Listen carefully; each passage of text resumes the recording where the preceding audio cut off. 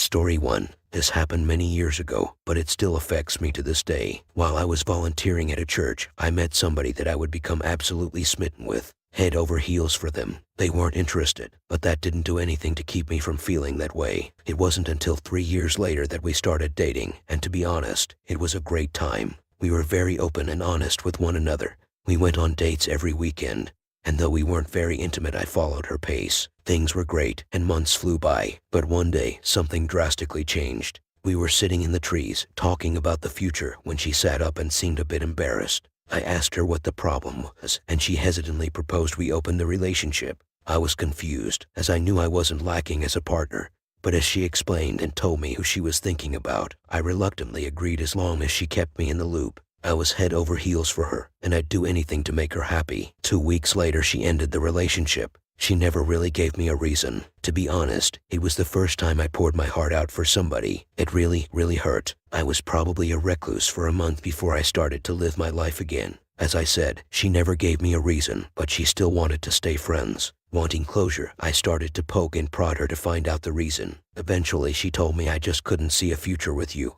After that, I ended our friendship and did my best to move on. It was a few months later that she approached me while I was at church and asked to talk to me. Of course, I did. She explained that during our relationship, she didn't just talk to that one woman, but 3 other guys as well. The guilt over it was the reason why she broke up with me. She apologized so sincerely and even started crying, begging for my forgiveness and to be with her again. That she was the one at fault and she wanted to have us again. She kissed me like she used to, and if I'm honest, I was a hair's breadth away from saying yes. But I told her I would think about it and decided to ghost her. I probably should have told her straight to her face, but I didn't trust myself, as I still had some pretty strong feelings for her. Just her smell alone was enough to make me swoon. I stopped answering her texts and her calls. When she joined a conversation I was in, I'd leave. We had many mutual friends, and they noticed something was wrong, so they approached me. I'm not too proud of it, but I told them. This led to her quickly being ostracized at the church and ended up with her not coming at all. It did cause some really bad insecurity problems that follow me to this day. It's probably a major reason why I would later go on to join the military, to try and feel like a macho man and not the unwanted boy she made me feel like. Some years later, when I was at home on vacation, she found out and contacted me. I didn't love her anymore, and if anything, I was very bitter. The negative feelings I had for her had been stewing for a while, and I had been replaying things over and over in my head. I decided to take revenge on her. For about a week, I toyed with her. It was cruel, and I hate that I did it, but looking back, it did seem to help some of my issues that related to her. After I left, she tried to keep contact. I didn't. It seems she got the picture, because I've been back home several times since, and she hasn't tried to contact me once. To this day, years later, getting cheated on is one of my biggest fears. It's enough to the point where I'll not sleep for several days, throw up uncontrollably, and not eat. Even the thought of it is enough to make me start shaking. It's probably why I haven't pursued relationship at all this past year. I don't know why I'm writing this. To be honest, this is everything I hate and feeds into my insecurities when I even glance at it. But I guess I wanted somebody to hear my story. Like a confession, I guess. Reader comment. Almost everyone has been there at some point, my friend. I thought my first serious GF in high school was the one. She was the first one I opened up to. I was the one to take her virginity, and I did everything in my power to make every one of her firsts special. Gradually, I noticed her flirting with other guys constantly and had some friends tell me she made passes at them. I was a fool. I was in love, so I chose to not believe them. Until, of course, her best friend called me a day before my GF's birthday to tell me that while they had been visiting the BFF's lake house, she had hooked up with 2 guys. Seemingly at once. Felt like someone had just reached inside me and scooped out everything that made me human. It took a long time to move on, and I still have trust issues to this day. Original poster. I honestly should have seen her asking to open the relationship to be a major red flag and got out of there. But lesson learned. Reader comment. To be clear, she had sex with all 3 guys and the girl while she was your girlfriend, and she was taking your guys' intimacy at a snail pace. How old were you when this started? Original poster. We met as teenagers and started a relationship as young adults. That's right. Personally, I was okay with going as slow as she wanted, and when we broke up it was around the time we started to get intimate. So around the time of the breakup I thought I failed as a man. Reader comment. You made the right decision, Opus. Trusting your gut and ghosting that girl spared you God knows how much pain you would have endured had you took her back. She's trash and was playing you like a fool back then. What kind of revenge did you take? Original poster. My revenge was more or less a long series of emotional manipulation, dangling a relationship in front of her and using her to be intimate. I didn't mention it, but she wanted us to take our intimacy very slowly. But when she talked to the other 3 men, she went on and on about how I didn't satisfy her or fulfill her. Reader comment. Sorry man. I learned that when a girl says they want to take things slow, that's code talk for them putting you on the back burner while they casually sleep with other guys. After I gained some experience, if I heard that, I bailed. Personally, I don't see how you would have desired to have sex with that girl after what she was doing and saying behind your back.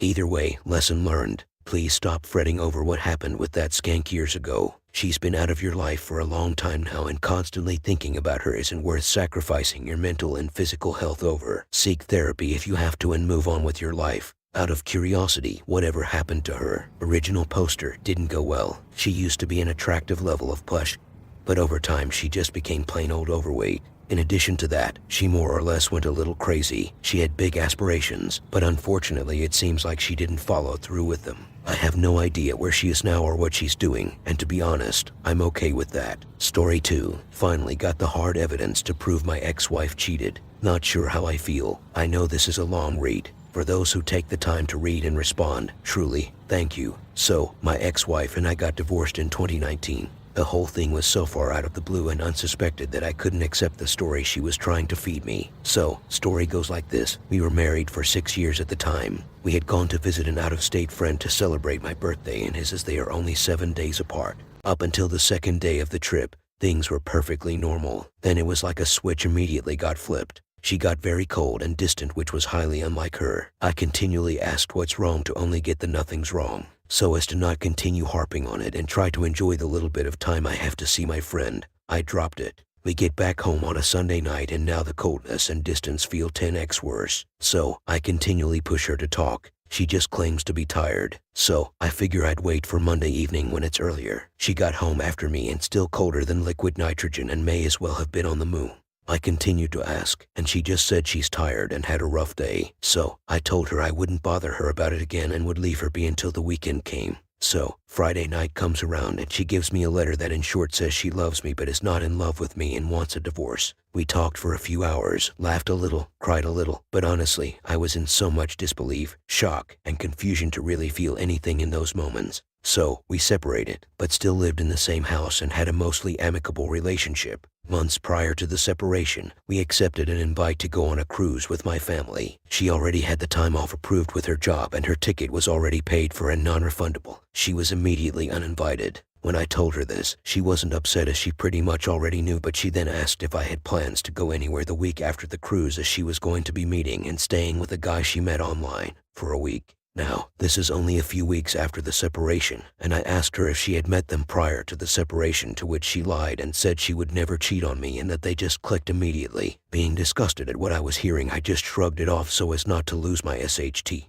even though that's exactly what was happening inside. So, multiple opportunities were given to be honest, and she held firm that they didn't meet until after we were separated. Our divorce was finalized in November 2019, and she moved to Germany in March 2020 right before lockdowns got crazy, to be with him. I kept the house, but we agreed that if I sold it we would split it equally. So, fast forward through all the depression and anger and emptiness up until around January 2022, I finally made the decision to sell the house and move closer to family. The home was in a very desirable area and got way above asking price, and was sold fairly quickly, and I moved in May of 2022. Being that I had enough money to not rush into a SHT job, I decided to take some time for myself to actually get myself back together emotionally and physically. So here we are, January 2023, and a few days ago, I saw a post in the subreddit for the city we used to live in.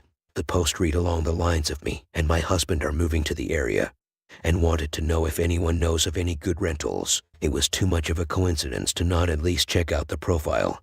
And sure as SHT, it was her. I went back through her post and comment history, and while I didn't find any of their conversations, I did find others in which she talked about her BF living in Germany, and she can't wait to see him, etc. After cross-referencing the dates on the post, I was able to confirm they had been talking long before we separated. So, I took some screenshots and sent them to her with a civil message, basically just saying she could have told me the truth from the beginning, and it would have been easier to handle rather than 2 years of wondering and all the SHTTY thoughts that accompany the wondering. I saw she's read the messages but definitely no response. So, I felt pretty amazing the past few days, having finally been able to prove my suspicions and feel like I can finally move on. Even though I honestly thought I had a while ago law. So, I try not to think about it, but intrusive thoughts are just that. I just can't seem to not think about it unless I am 1000% preoccupied. I also have ADHD, so hyperfocus and some mild RSD definitely plays a role. So how do I reseal the wounds and just get to a point where it doesn't hurt and I can pick back up into my healing journey, albeit in a totally different place? I just started a new job that I'm truly enjoying all aspects of, continuing to work on my physical health, and outside of the sporadic twinges of pain from the re-injured wound, I'm overall in a good place. Okay, maybe an alright place, but I wouldn't say I'm in a bad place.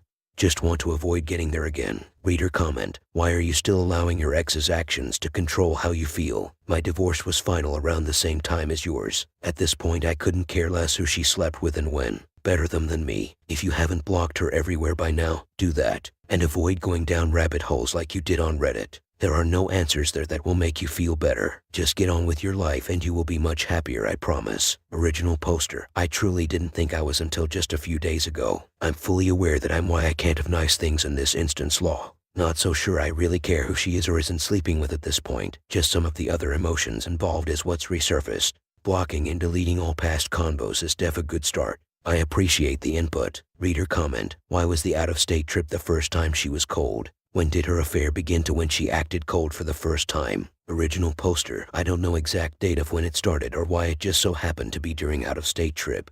But I do now have proof of them meeting online prior to our trip. I just used the trip as a time holder. Don't think it had anything to do with the trip itself. Reader comment: Opus, you had a kind of closure knowing that your guts were right, but that is the best you will get. Now is time to really go full no contact with her. Block her and unfollow her everywhere. Talk to your family and friends. Tell them all that you have discovered and ask them to please not give you updates about her and remove any trace of her from your life. Maybe some counseling with a cognitive behavioral psychologist can help you with your hyper-focus in the matter. You went through the mud and survived. Now you are starting a new life. Don't give her the power to ruin all your hard efforts. Original poster: family never really liked her from the start, but we're still polite, so no issue there. As for friends, all of the mutual friends we had have been on my side throughout everything. No further contact is taken care of. Just deleted all lingering traces from socials and contacts. Story 3. I thought I had the perfect life. I don't know what to do. I'm sad, terrified, having horrible thoughts. I'm not a perfect man, but I thought I had the perfect life. I'm in the National Guard but work full-time in big industry. I make over 6 figures a year. I work out. I built my own house. I've been with my STBX for 11 years. We finally got married 2 years ago. I just returned from a combat deployment. We were ready to have kids. I discovered she was with a man she hired to fix our fence while I was gone for over 6 months.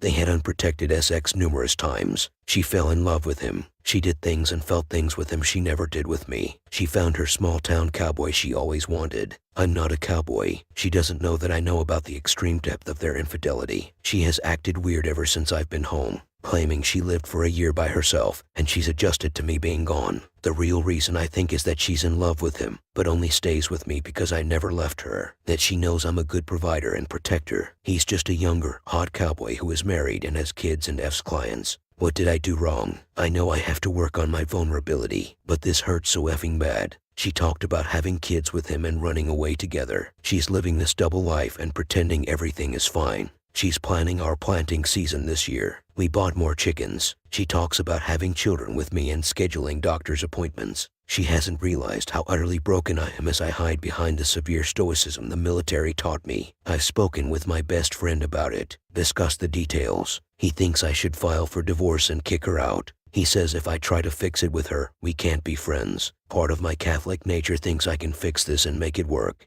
I don't think it's possible. What will happen if I deploy again? I don't want to start over. I'm in my mid-30s and feel like I'm running out of time to have a dedicated wife and a farm full of kids who I want to raise to be great Americans. All I can do is cry in silence and keep the barrel of my pistol out of my mouth while I try to figure out how to approach her and have this discussion. I don't know how to start over. I don't know how to let go. I thought I was the strongest man I knew. I'm broken in half and I'm lost. Please God, help me. Reader comment: veteran to veteran ...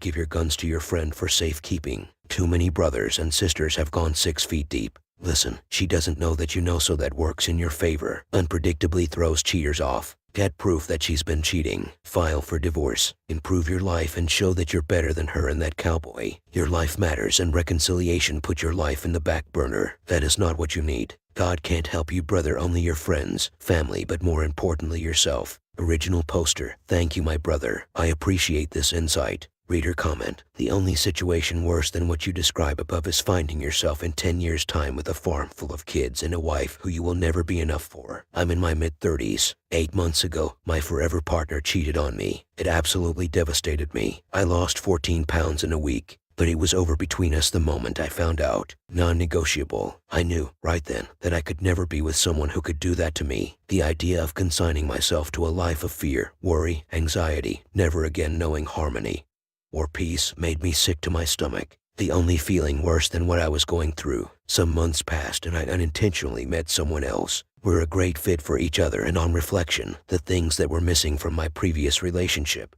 aren't missing now. The point is, you will also meet someone else who is better in ways you can't possibly imagine right now. That's not something to dread. It's something to look forward to. You're young enough to start again and have all of the things you want with the right person. Letting go and moving on wasn't a conscious thing for me. Please don't fear it or force it. I noticed that after some time had passed, it hurt less, and I was okay more. I wish there was a quick fix, but you have to write it out. I can't believe I'm saying this, but I genuinely believe I'm better off for it now. You will also get there. To save you time. One thing I know is that people who do this don't change unless they want to. Move on. Live your life. You will be okay. Original poster. This was hard to read, but what I needed to hear. Reader comment. Steps to take immediately. 1. Make an appointment to see a doctor to get tested for every STD known to man. 2. Contact the AP's wife, GF, and tell her everything. But make sure you do it the same day she gets served. Think shock and awe. 3. Ask friends for recommendations for the best divorce lawyers they know. If they ask you why, tell them what she has done. 4. Do not get her pregnant. 5. Tomorrow, go to the bank and open an account in your name only. Start depositing your paycheck into this account. 6. Join a gym. Working out is a great way to burn off the anger and frustration. When I was going through this, my best purchase was a heavy punching bag. 7. Find article on implementing 180. 8. Do not keep her affair secret. Tell everyone. It takes a special type of scumbag to sleep with the wife of a man who is overseas serving the country. It takes a special type of $ lut to cheat on a husband that is serving the country. Good luck, stay strong, and do what is best for you. Remember, a failure on her part is no reason for you to be embarrassed or ashamed. This is all on her. Original